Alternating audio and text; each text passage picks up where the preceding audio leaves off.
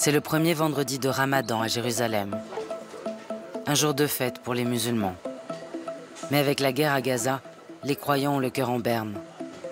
Le cessez-le-feu tant attendu n'est pas arrivé.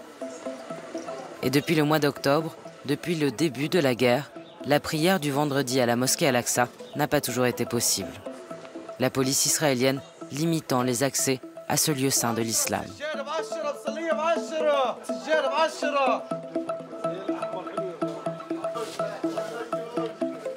La surveillance ici est permanente. La tension et la violence aussi.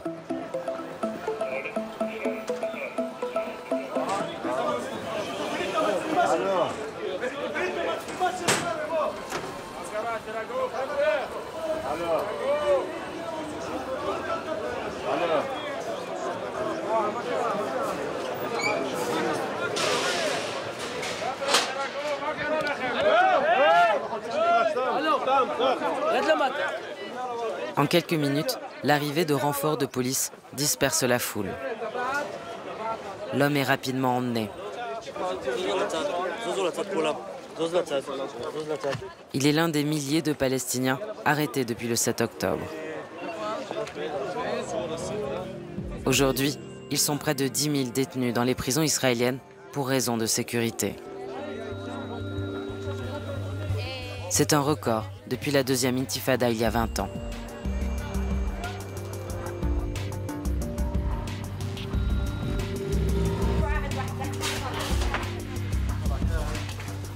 Monzer Amira n'était qu'un adolescent quand il a été arrêté la première fois. L'activiste palestinien qui prône l'action non violente est membre du Fatah, le parti autrefois dirigé par Yasser Arafat. Dans le camp de Haïda, à Bethléem, Monzer Amira s'occupe d'un centre d'activités socioculturelles. Ce jour-là, le centre organise une distribution d'aide alimentaire pour les fêtes de Ramadan.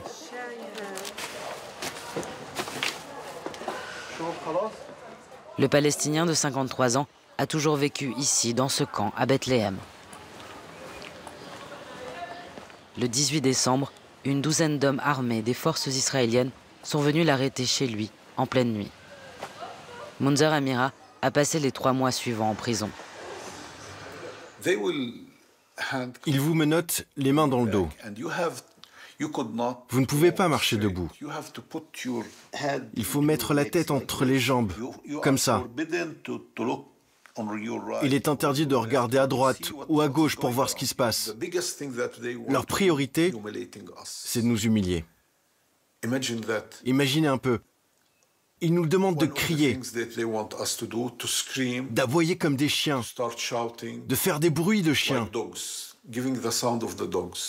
ne comprend pas ce qui se passe. Ils nous traitent comme des animaux et ils le disent. C'est ce qu'ils crient. Allez les animaux! Voilà les mots qu'ils crient. Mais nous ne sommes pas des animaux. Ce passage en prison ne ressemble en rien aux détentions précédentes. Il nous décrit un quotidien d'humiliation, de châtiments corporels, de punitions collectives et de tortures, dans des cellules surpeuplées où les prisonniers sont tenaillés par la faim et le désespoir. Vous savez, j'ai vécu les pires secondes de ma vie. Je me suis dit, c'est la fin. En 3 mois de prison, Monzer Amira dit avoir perdu 33 kilos. Ce n'est absolument pas exagéré. C'est le cas de tous les témoignages que nous avons. Je dois même préciser que le Comité public contre la torture et d'autres ONG partenaires, ici en Israël et en Palestine, ont documenté 19 cas de torture et de violence dans les prisons israéliennes. Ce sont des violences systémiques que nous avons constatées dans 7 unités différentes de l'IPS. L'IPS, c'est l'administration pénitentiaire israélienne. Beaucoup de ces violences sont des mauvais traitements et de la torture. C'est tout un système. C'est toute une politique qui est en place. L'administration pénitentiaire israélienne affirme détenir ses prisonniers en toute légalité. Monzer Amira a passé 3 mois dans l'une des 32 prisons israéliennes, celle d'Ofer, dont les murs exhibent des slogans pour la victoire d'Israël. des centaines de personnes y sont encore détenues.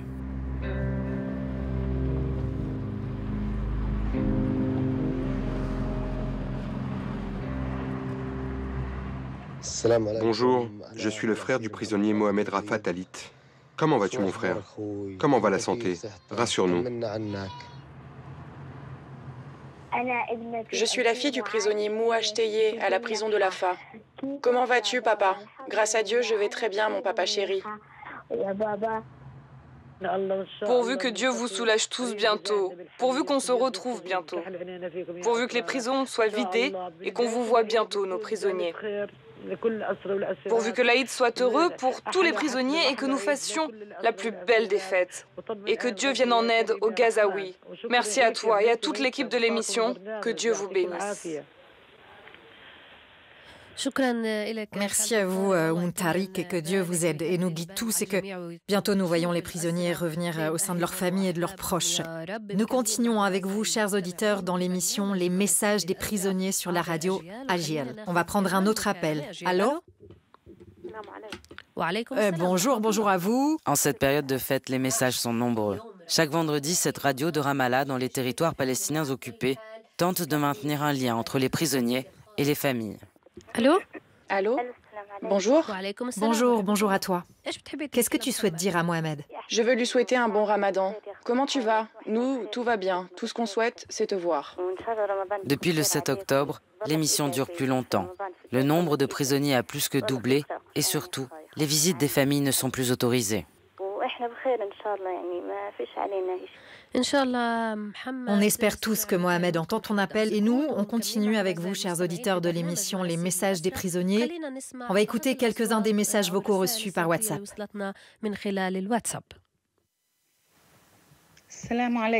Bonjour, je suis la mère du prisonnier Amjad Walid Barghouti à la prison de Ofer. Amjad, mon chéri, j'espère que ce message te parviendra en bonne santé. Nous allons bien et tout le monde te salue. Nous essayons d'avoir des nouvelles, mais personne n'est sorti depuis un moment, donc on ne sait pas comment tu vas.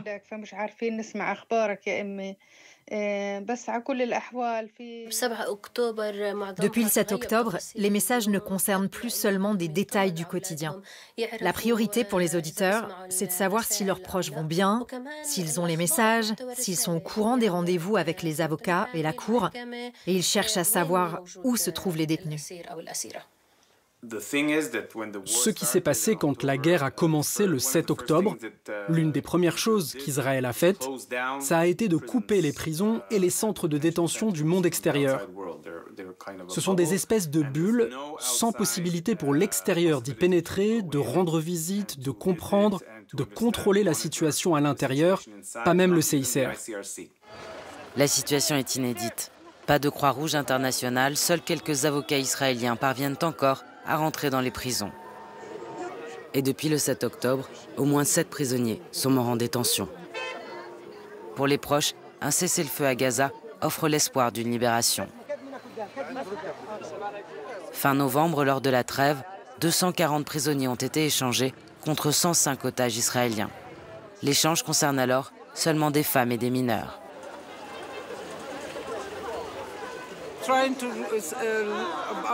Nous essayons que nos voix soient entendues. Et surtout d'abord de notre propre autorité, qui est coupable aussi.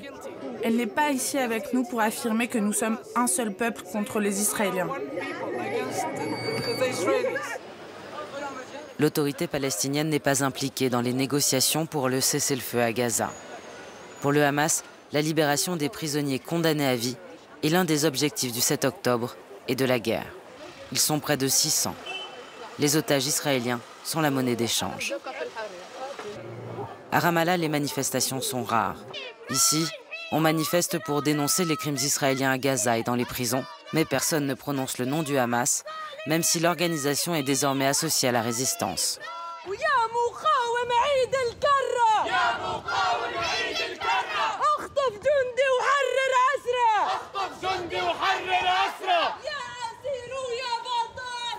Avec la cause des prisonniers, le Hamas a gagné en légitimité auprès des Palestiniens de Cisjordanie.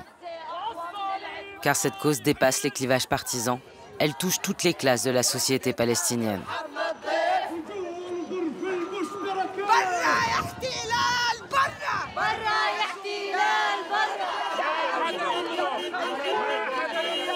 Dans la manifestation résonne aussi le nom de Marwan Barghouti. En prison depuis plus de 20 ans, il serait le premier à être libéré dans le prochain échange, même si ce leader palestinien n'appartient pas à l'organisation islamiste du Hamas.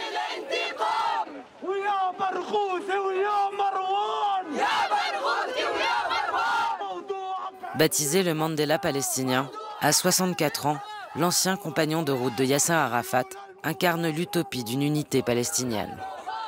Pour l'heure, ses proches sont inquiets. Marwan Barghouti a été placé à l'isolement et en plus de la solitude, il subit la faim, les mauvais traitements et les coups. La dernière fois que je l'ai vu, c'était il y a 18 mois. Tout ça ne date pas du 7 octobre. Aucun membre de ma famille n'a vu mon père depuis plus d'1 an maintenant. Il a 6 petits-enfants qu'il n'a jamais rencontrés. Voilà les conditions dans lesquelles nous vivons, à cause du gouvernement israélien et de l'administration pénitentiaire israélienne, qui font en sorte que les familles souffrent autant que les prisonniers. Je pense qu'il faut que ça s'arrête. Et quand j'entends quelqu'un dire « Nous voulons que les otages soient libres », oui, nous aussi nous voulons que les otages soient libres, tous, Palestiniens et Israéliens.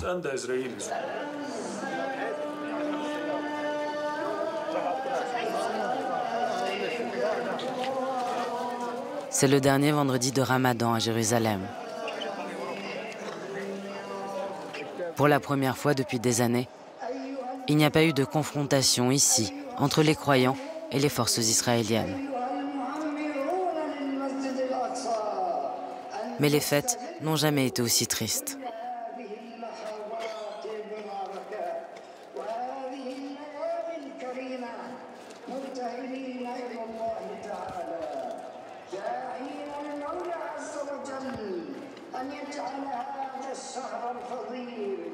شهر رمضان شهر عزة